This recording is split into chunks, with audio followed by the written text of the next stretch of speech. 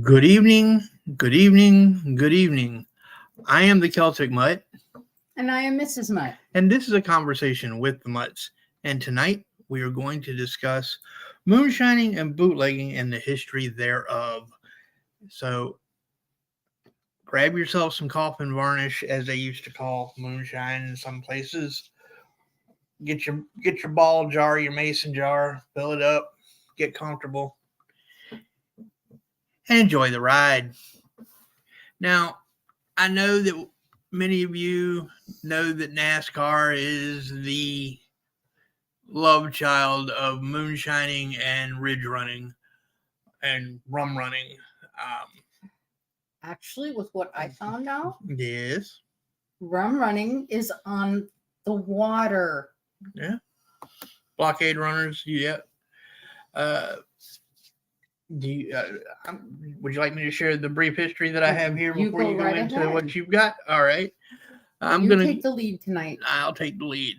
The term moonshining was first used actually in the 15th century, but was not applied to liquor until the 18th century in England. Early references include one to liquor that was smuggled onto the coast of Kent and Sussex in England in 1758.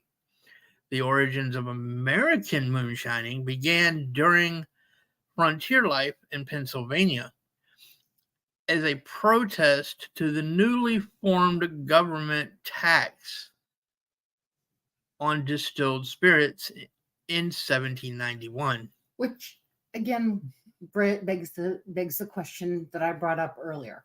Does that mean that they could drink all the beer they wanted and didn't have to worry about the tax? And then had to just pay the tax on things like whiskey? Or was everything taxed? I didn't find that everything was taxed, so I honestly don't know the answer to that. Because they brew beer, they don't distill it. Yeah, they brew beer, they don't distill it. You're right. By the early 20th century, the term a bootlegger was technically defined as the seller of the alcohol. The moonshiner was the manufacturer, and those that transported it were called runners. Often these duties would overlap, so it was hard to tell who was what. With moonshiners delivering a lot of their own products, so they were both moonshiners and runners. Or bootleggers. Yeah. I actually Googled at one point and it gave me the definitions, but I think it also depended on the area as to whether they actually broke it up or not. Okay. Moonshining began as a protest to that earlier English tax that I was referring to a moment ago. Many frontier distillers, aka moonshiners, took a violent stance against the tax of 1791, so much so that they would even go so far as to tar and feather, beaten and threaten the tax officials. They would also do the same to anyone trying to help the tax official. Whiskey was a basic currency between different cultures and peoples. It had typically been made in secret to circumvent those high taxes or the bans on the alcoholic drinks, such as was the case during the U.S. Prohibition that lasted for 15 years. Now, here's one that I found rather interesting. I never would have guessed this. I would have thought West Virginia or even Kentucky, but the moonshine capital of the world, according to what I've found, is actually in a place called Franklin, Virginia, which is really kind of strange because Franklin, Virginia isn't in the mountains. Franklin County, Kentucky, right? Or Franklin County, I mean. Yes, Franklin County, but the town of Franklin is in Franklin right, County. But it didn't name the town. But what I'm saying is that's all flatland. Mm. It's not even in the mountains. In fact, what Franklin was known for up until about 15 years ago was they were a paper mill town. Mm. They were a paper mill town, and it's the smell of the paper mill would cover the smell of the yes, field. yes, Lord, yes. And it stunk, boy. I tell you, I've gone through Franklin more than once on various trips, and you could tell the minute you hit the Franklin line, it was wretched. But yeah, it was known as the moonshine capital of the world up until the 1970s. Franklin County was, like I said, was in Franklin County, Virginia. The most famous moonshiner of all time, however, was Marvin Popcorn Sutton, a North Carolina resident. His moonshine was world famous. He earned the nickname Popcorn when he basically beat up a popcorn machine with a pool cue after losing his temper. His legend is monumental. He passed away in 2009, and you can actually still find many of the interviews. And he did an interview that I watched that lasted about 3 hours, and he talked about a lot of the things. He started with his daddy when he was like 8 or 9. His father ended up going to prison when he was about 14, and his dad, by the time he was born, his father was 65. So his father actually died in prison when he got caught for moonshining. When the feds came to raid the house, Sutton ran out the back, and his daddy ended up going to prison and dying. And his mother, who was a very sickly woman, died shortly thereafter. So he was basically left to raise his brothers and sisters, and the only way he knew to do it was to make moonshine. By the 1970s, hold on, I'm sorry. Let's see, we included a couple of things here. The most famous Virginia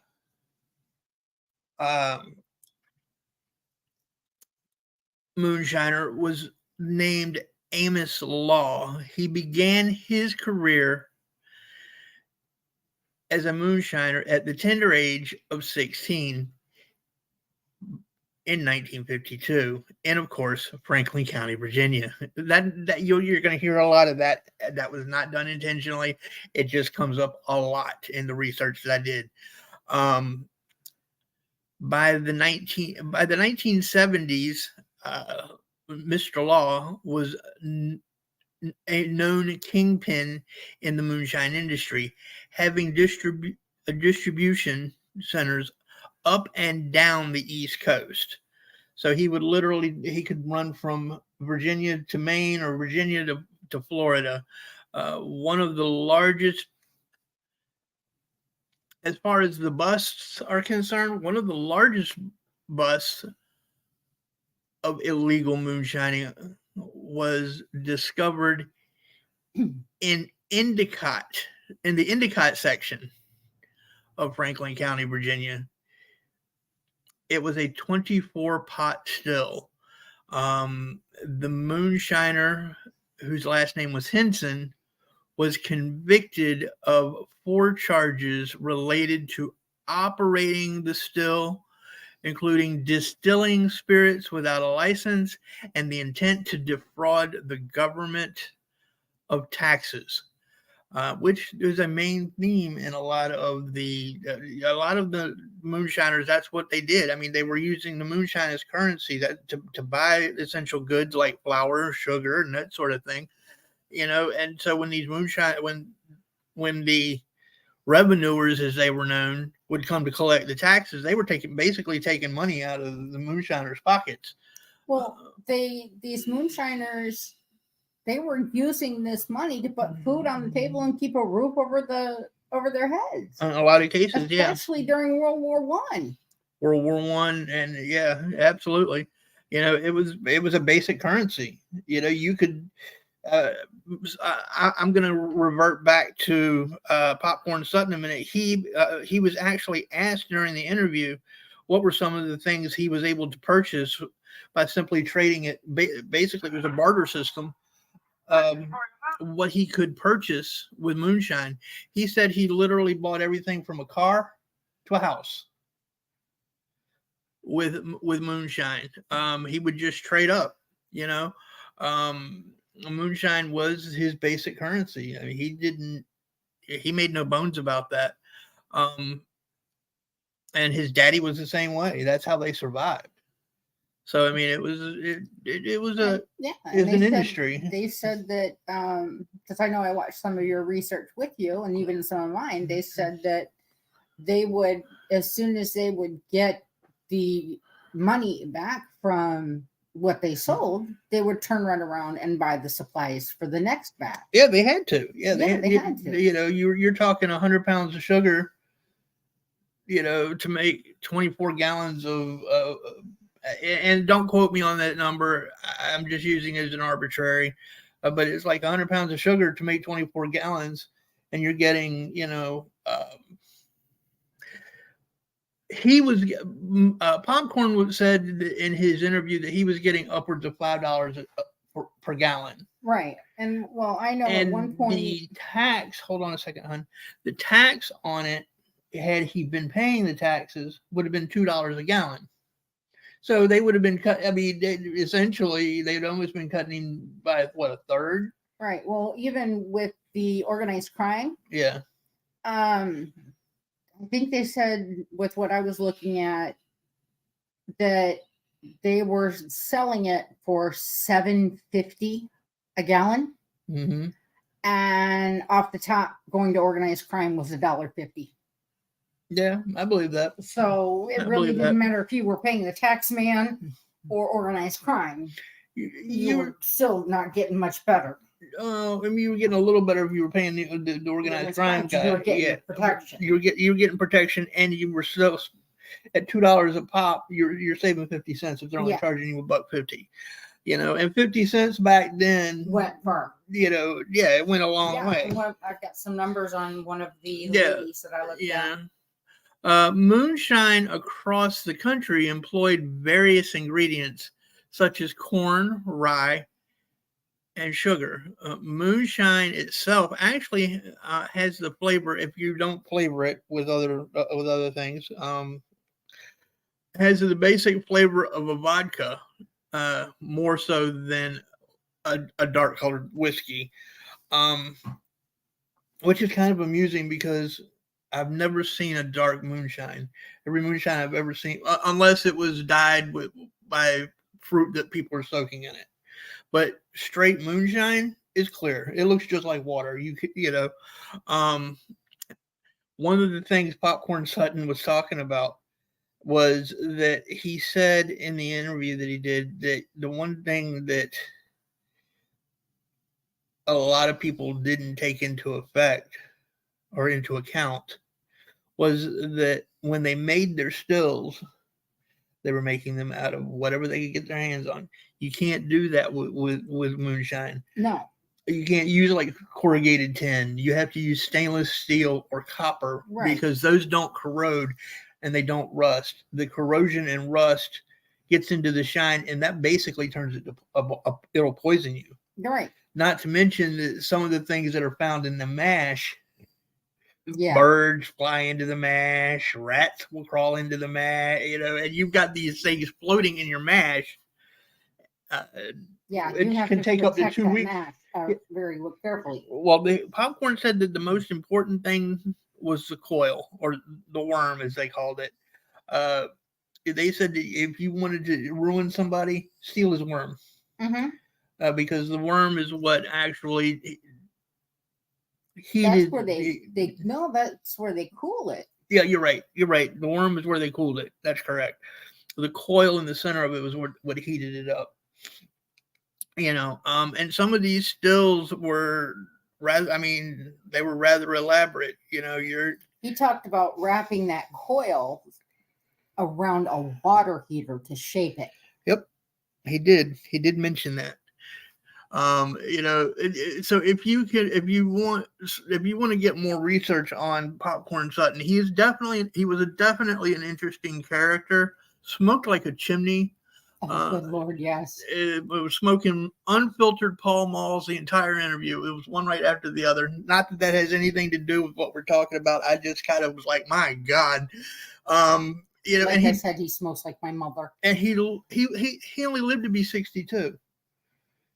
But I can understand with the life he had. I mean, he grew up in the mountains of North Carolina. His life was not easy for him. He was talking about on his walk to school, he found a dead body in the ditch. He did that dude. I'm telling you, that was a guy that you really would find interesting. Hey, 41 South. How are you, Nurse D? There are several of his videos on YouTube. Yes, there are several on here. Nurse D, howdy. I was over on my notes. I did say hi in the chat. Oh, good, cool. So. Good deal. And 41 South is here. Heck yeah. I am not a big strawberry moonshine guy. I like my butterscotch moonshine, my apple pie moonshine. I'm not a big strawberry guy. I have thought about going to our local liquor store here as I think it's Smoky's distilled moonshine, and they have cherries. Cherries is one of my favorite fruits, but I'm not going to do that while I'm on chemo. I promise. Maybe as a celebration for when it's done. Yeah, maybe the day I get to ring the bell. We'll see. But anyway, that's here nor there. I just thought that some of the stuff that they soaked in moonshine, but yeah, it's definitely a clear corn liquor. I mean, Sutton was talking about he actually ran his truck at one point. He didn't have enough gas to get back, so he took a gallon of Shine, poured it into the gas tank. Now I've heard of stories where you can do that, but you don't want to do it for long because it will burn up your entire. It'll burn up the seals. It'll burn up your pistons. It'll burn up an engine because this stuff burns really hot. What did you find, hon? Well, I went a little bit of a different route. Yeah. Yeah.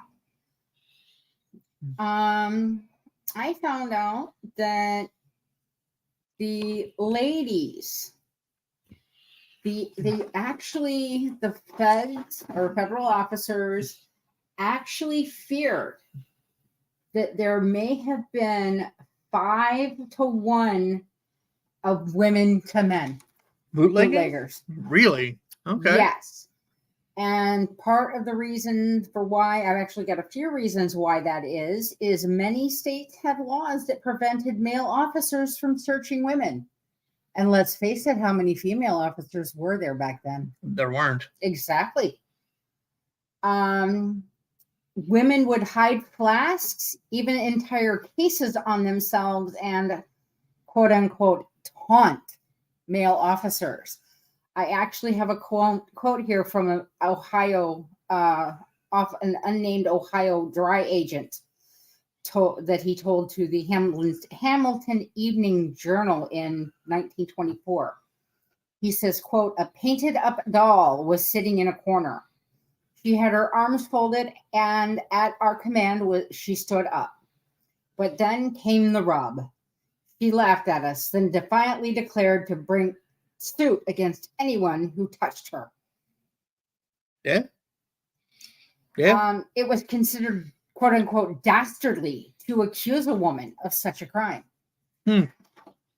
So, yeah, I mean, you really didn't even accuse a woman of it.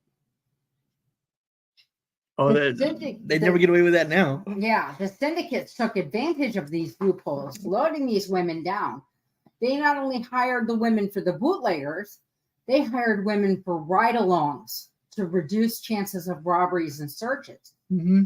No, I got another quote from the Boston Daily Globe that says, quote, "No self-respecting federal agent likes to hold up an automobile containing women." Mm. So yeah, so women were basically, they were a great shield. Yeah. I've got a list of a few women bootleggers. Oh yeah? Yeah. Do tell. There was one named Esther Clark, who was known as the hen house bootlegger. Yeah, she stored the liquor in her hen house or in her chicken coop in Kansas. Then there was Moonshine Mary. Oh. She was convicted of murder of a man. She was convicted of murder for killing a man for bad liquor or bad booze. Bad booze. Stella Belmont. I hope I'm pronouncing that right. She was a leading bootlegger in Elko, Nevada. Then there was Nevada. Elko, Nevada. Then there was Gertrude Cleo Lythgoe, Lythgoe,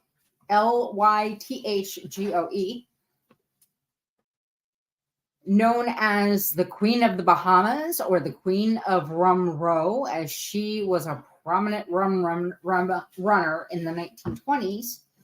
And then there was Josie Dowdy, and I actually found out a little bit more about her. She was a former dance hall girl. Her name was Josephine or Josie Duty of Montana. She had a remote cabin on the southern edge of Glacier National Park.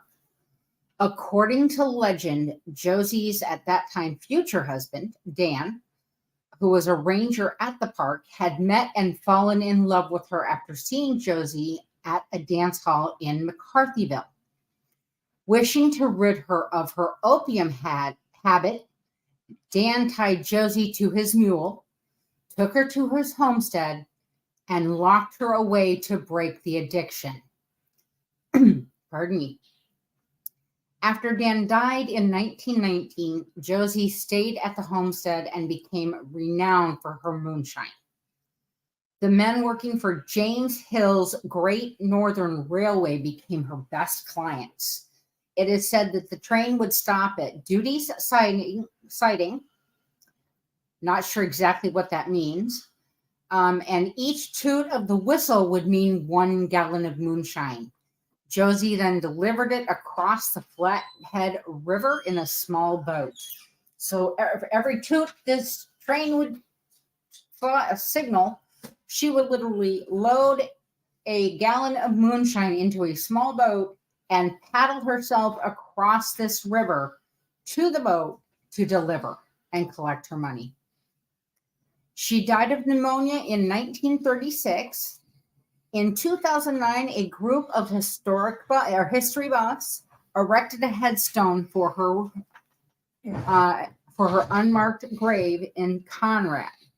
It simply reads, quote, Josephine Duty, October 16th, 1853, January 16th, 1936. The bootleg lady of Glacier Park. Wait, what? Read that tombstone again? The marker that they erected for her. Uh-huh. Josephine Duty, October 16th, 1853. 1853, okay. To January 16th, 1936. The bootleg lady of Glacier Park. Gotcha. I didn't hear the 18 part, and I was like, wait a minute. And, you know, these ladies, they were making good money for slaps on the wrist. I'm sure. In 1925, a Milwaukee woman admitted to earning $30,000 a year in bootlegging. That's equal to over $500,000 today. Mm-hmm. She was caught and fined $200 at the time. That would be a little over $3,500 now, and a month in jail. That means she made $29,800 at that time. Again, still over $500,000. As a matter of fact, it was $528,383 today. So she was living comfortable. Yeah. And all she had to do. I wouldn't argue with making $500,000. Heck no. Heck no. Esther Matson, 22, from Denver, was sentenced to attend church every Sunday for 2 years after her 1930s trial. Wait, she was sentenced to attend church every Sunday for 2 years. That was her sentence? That was her sentence. For moonshining. Yep. Wow. Ohio Governor Vic Dehaney commuted a woman's sentence to just 5 days. President Warren G. Harding pardoned a Michigan woman. Oh, speaking, I don't mean to interrupt. I'm trying to remember which was it. One of the presidents actually pardoned Sutton. I believe it was Reagan had actually pardoned. Yes, it was Reagan who actually pardoned Sutton. He expunged, didn't he? Yeah. Yeah. It wasn't a pardon, it was an expunged. Yeah. Okay, y'all know I'm from Midwest, so I had to go there. Iowa made moonshine, whiskey, wine, gin, and home-brewed beer. It is still illegal to transport, possess, and or try to sell moonshine in Iowa. That's across the country if it's liquor. Beer, you can make. Moonshine, distilled liquors is a no-no across the country, but you can make your own beer as long as you're not selling it, which I don't get that, but whatever.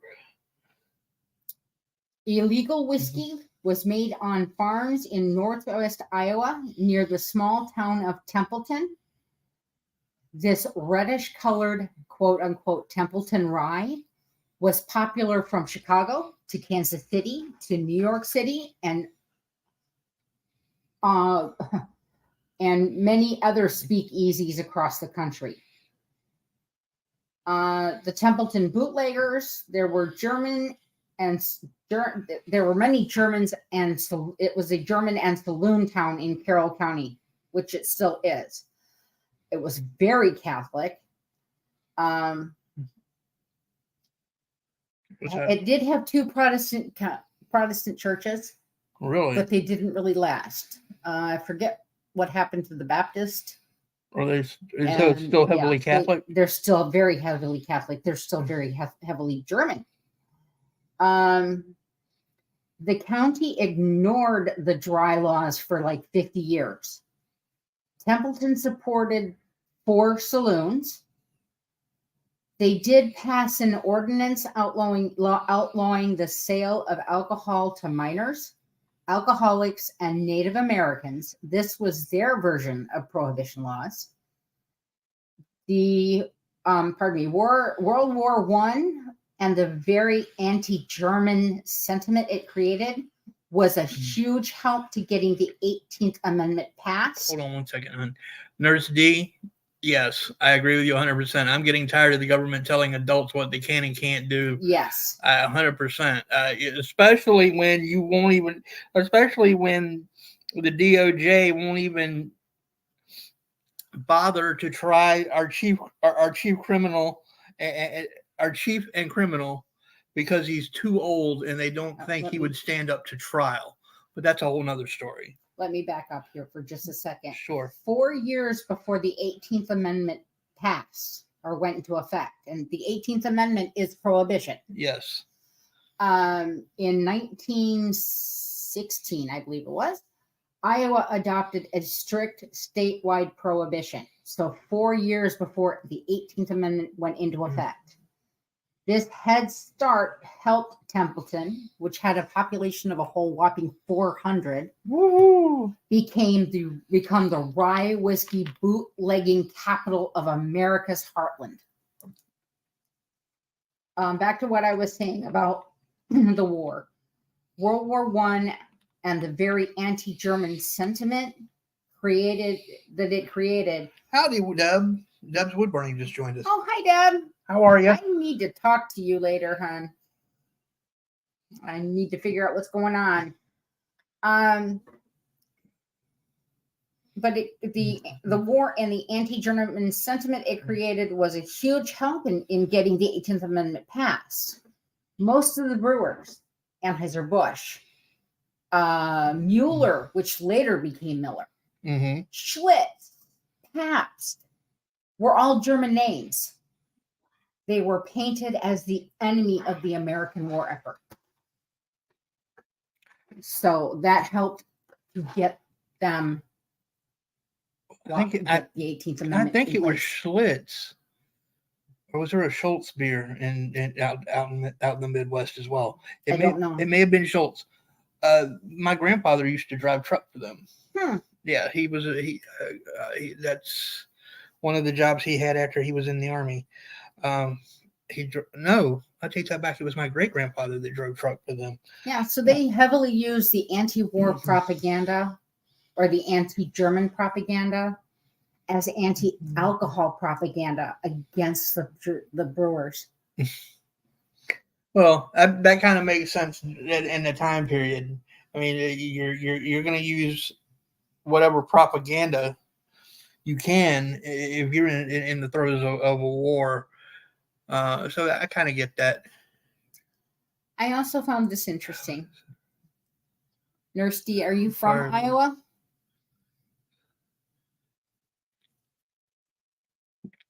I found this one interesting. You might as well, Nurse D.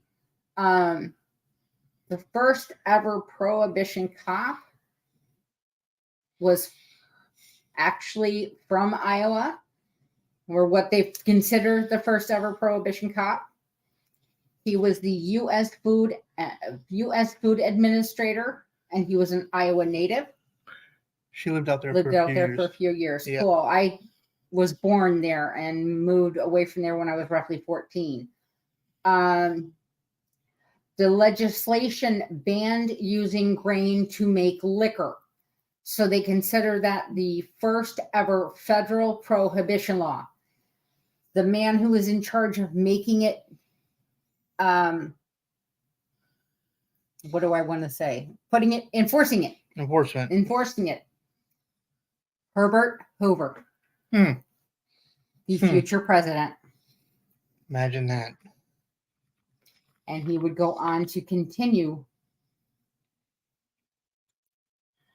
Well, I guess this is going to be a short one because that's all I have. Well, I just think that it's kind of interesting that, you've got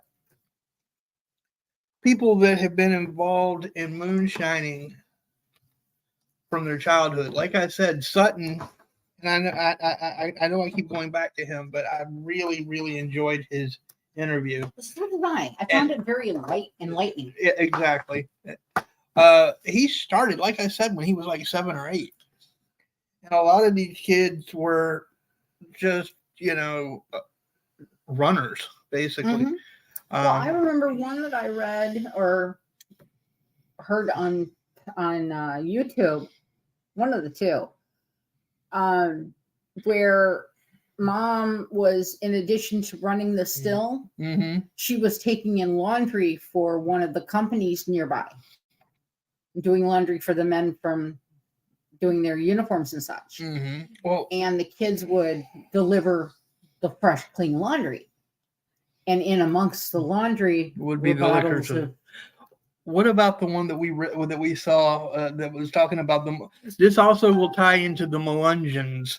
That the Melungeon that weighed 600 pounds, Kayla. She ended up weighing. They said something she weighed. Haley. Yeah, that was Haley or Haley Rollins. Haley Rollins. But that was what everybody called her. They called her Big Haley. She was known. She got so big that they literally had to. She couldn't get out of bed. She couldn't get out of the house. She couldn't get out of the house, let alone out of bed. And there were several times, by several, I mean at least a dozen, where the judge would sign a warrant for her arrest for moonshining. One of the federal marshals actually said she can be tracked down. We just can't bring her in. She's too big to get out of the house. When she died, they literally had to build the coffin out of her bed, and it took I forget how many grown men to actually haul her out. But they have moved her house. Yes, they have, so that you can actually visit it. Yeah, but there are still not roads up to where that house had been. Yes, they moved it down to the foot of the hill, down to the foot of the mountain. And she was in West Virginia, I believe. And yeah, it's at the foot of the mountain now, but yeah, there are still no roads to get up there. And when they would, by the time the marshals and whatnot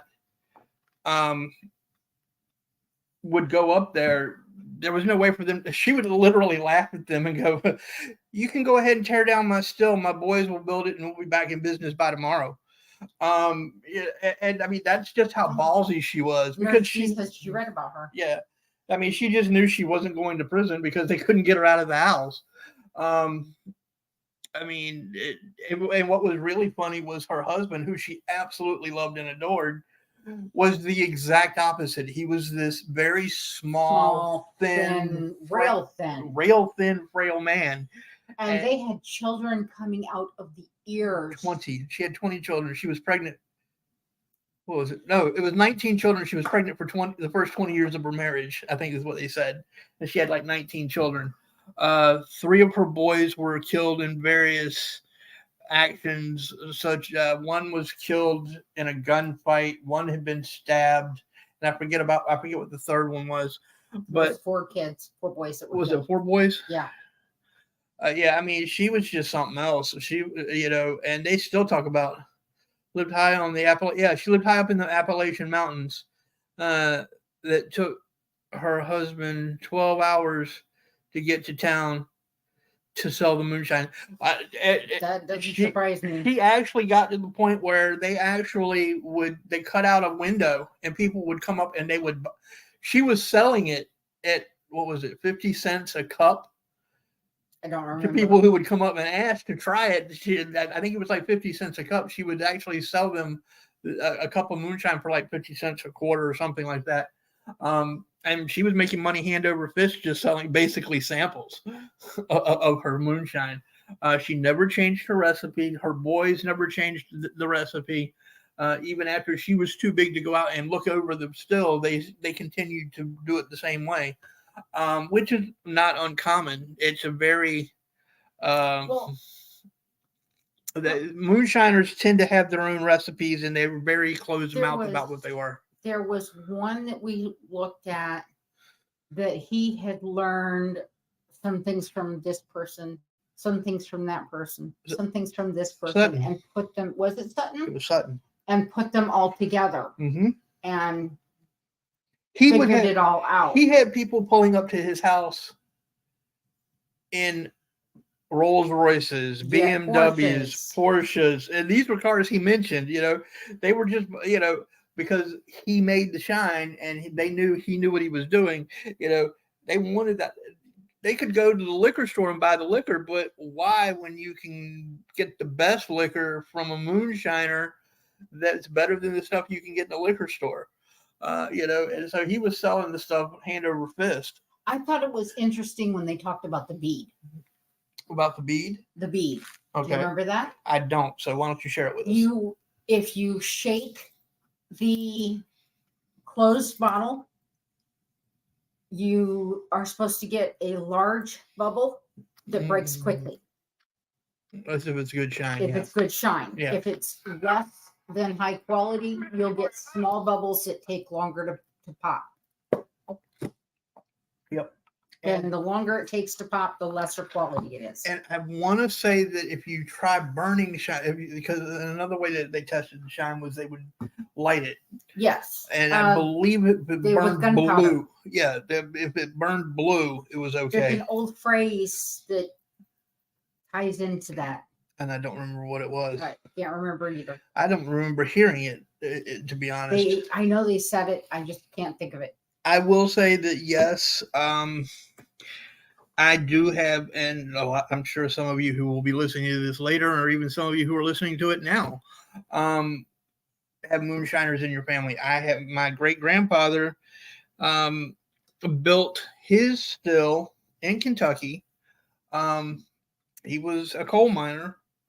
And if you know anything about Kentucky, it's nothing but coal mines. If they ever have a real strong earthquake, the whole state's going to collapse because it's only held up by beams that are beams in old caves.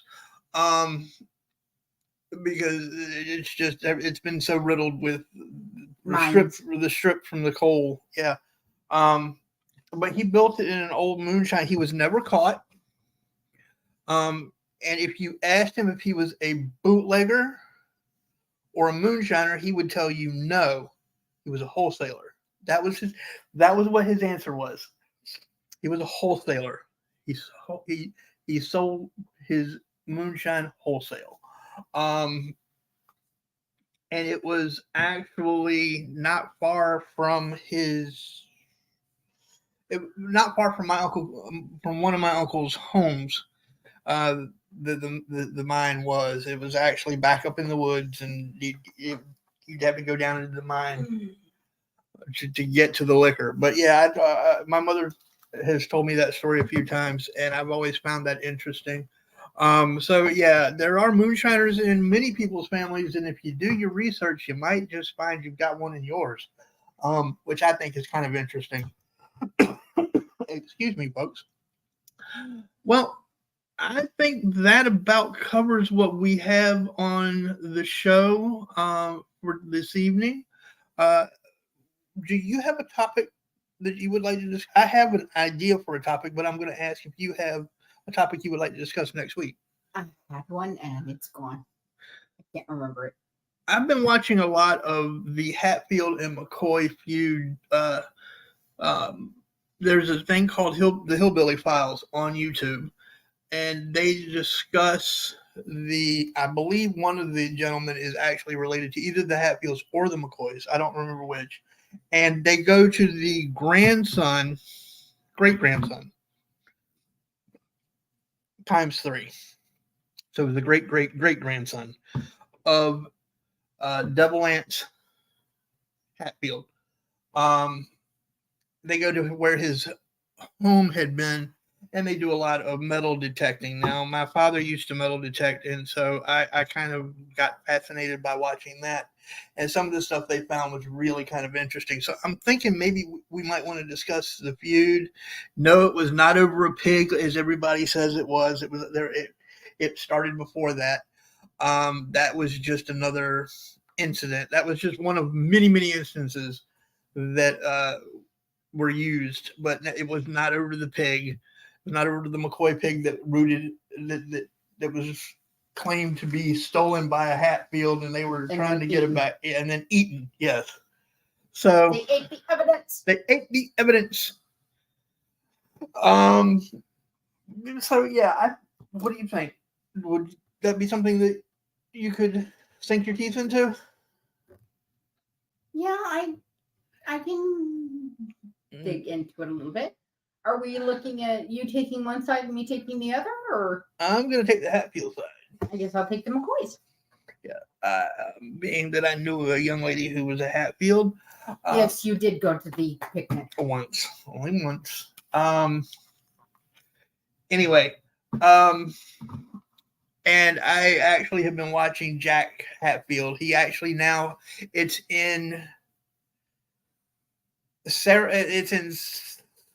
Logan County in a town called Sarah Ann in West by God, Virginia. He actually, which is where Devil Anse retired after the feud.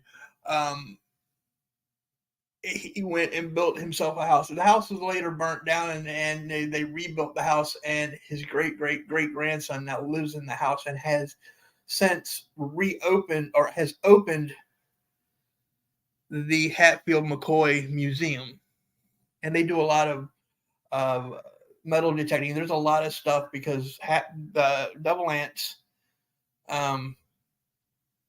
lived there, and his sons are buried. There's you'll see if you ever catch the videos where there's a trail that leads up behind his house, and 3 of his sons are buried at the top of the hill. And it was said that he would take the horse, Fred the horse.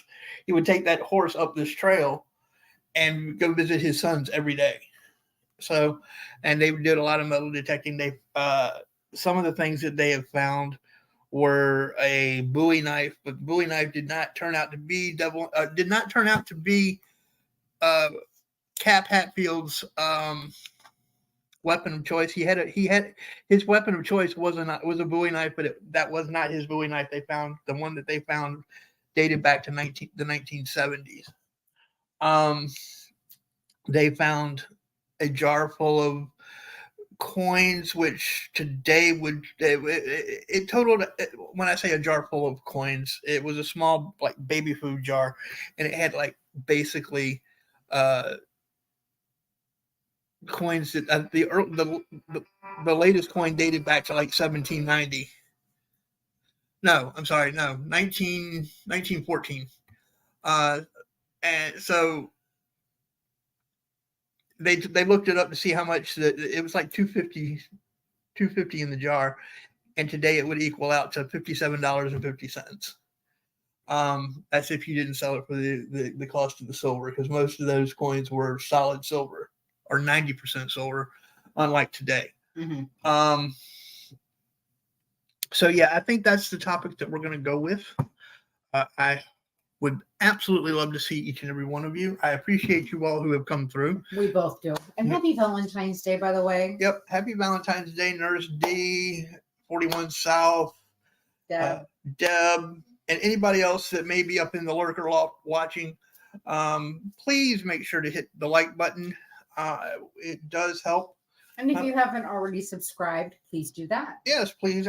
Absolutely. Please do that. And share this if you find it interesting. If you think anybody that you know would find this interesting. We do a lot of research. I do apologize for yesterday's delay or postponement. Yeah, at the last minute post. I just was not feeling 100%. So I needed that extra day's rest. I'm feeling much better today, more energetic.